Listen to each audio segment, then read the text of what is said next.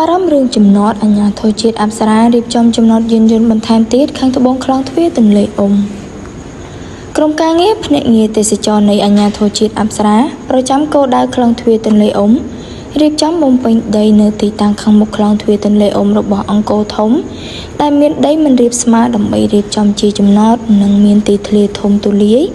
ដើម្បីឲ្យភ្ញៀវទេសចរអាចទស្សនានិងថតរូបបានកាន់តែប្រសើរជាងមុនលោកឈឹមសវណ្ណដេតប្រធានភ្នាក់ងារទេសចរប្រចាំគោលដៅខ្លងទ្វារទន្លេអ៊ុំបានលើកឡើងថា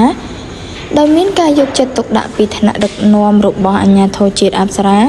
ស្របពេលកំណើនភ្ញៀវទេសចរពិសេសទីតាំងខ្លងទ្វារទន្លេអ៊ុំជាគោលដៅទេសចរដ៏ទាក់ទាញមួយតែងមានភ្ញៀវជាតិនិងអន្តរជាតិចូលមកទស្សនានិងឆ្លងកាត់ដូច្នេះហើយទើបអាជ្ញាធរជាតិអប្សរាបានរៀបចំបំពេញដីធ្វើជាចំណតបន្ថែមទៀតនៅទីតាំងខាងមុខខ្លងទ្វារទន្លេអ៊ុំនេះលោកសវណ្ណដេតបន្ថែមថាក្រោយពីរៀបចំទីតាំងចំណតនៅខាងត្បូងខ្លងទ្វារទន្លេអ៊ុំនេះរួចហើយនឹងមានភាពងាយស្រួលក្នុងការចតយានយន្តកាត់បន្ថយការកកស្ទះនិងបញ្ជៀសគ្រោះថ្នាក់ផ្សេងៗដែលកើតឡើងដោយយថាហេតុ